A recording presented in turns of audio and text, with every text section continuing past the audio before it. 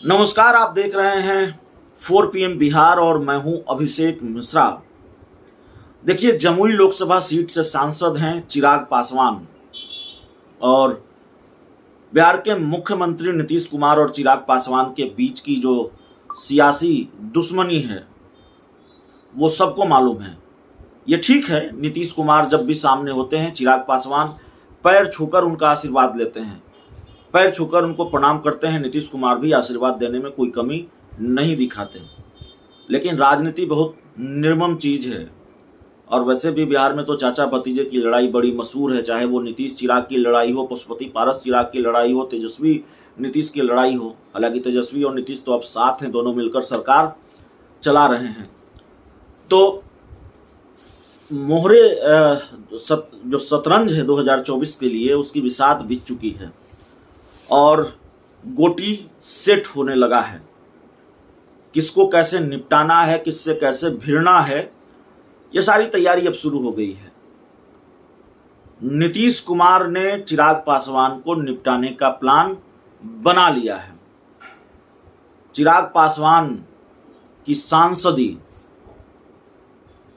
खतरे में आ सकती है अगर उन्होंने जमुई का मैदान नहीं छोड़ा, क्योंकि 2 बार सांसद रहे हैं और स्थानीय लोगों की नाराजगी की बात भी सामने आती है। और नाराजगी से ज़्यादा ये बात सामने आती है कि चिराग पासवान खुद ही जमुई सीट से चुनाव नहीं लड़ेंगे, वो हाजीपुर से चुनाव लड़ेंगे। लेकिन चिराग पासवान के खिलाफ नीतीश कुमार ने एक मजबूत पहलवान को मैदान में उतारने का फैसला किया है। अशोक चौधरी जो बिहार सरकार में भवन निर्माण मंत्री हैं और नीतीश कुमार के काफ़ी करीबी हैं, या इसको वैसे कह सकते हैं, कभी अभी अशोक चौधरी की हैसियत जेडीयू में वही है जो कभी आरसीपी सिंह की होती थी, इसको ऐसा कहा जा सकता है। उनको नीतीश कुमार जमुई सीट से लोकसभा चुनाव का टिकट देने जा रहे हैं। जमुई में दिक्कत चिराग पासवान के लिए यह भी है कि जो पूर्व मंत्री नरेंद्र सिंह, जो अब इस दुनिया में नहीं है, स्वर्गीय नरेंद्र सिंह के बेटे सुमित कुमार सिंह, जो निर्दलीय विधायक हैं और बिहार सरकार में मंत्री हैं, नीतीश कुमार के काफ़ी करीबी हैं, वो एक तरह से उनकी और चिराग पासवान की दुश्मनी भी बहुत जगजाहिर है, सियासी दुश्मनी, और दोनों एक दूसरे का नाम लेना या सुनना भी पसंद नहीं करते हैं।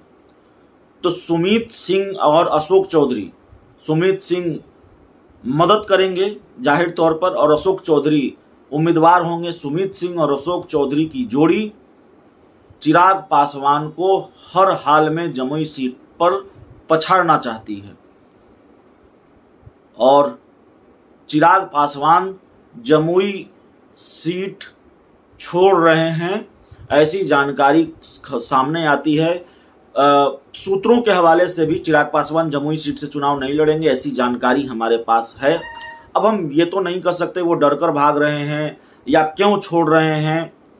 जाहिर तौर पर कई तरह के कयास लगेंगे अगर वो जमुई सीट से चुनाव नहीं लड़ेंगे। लेकिन उनकी पार्टी के नेताओं के कुछ बयान भी हैं जो ये संकेत देते हैं कि चिराग पासवान जमुई सीट से चुनाव नहीं लड़कर हाजीपुर की सीट से वो चुनाव लड़ेंगे, लोकसभा चुनाव लड़ेंगे।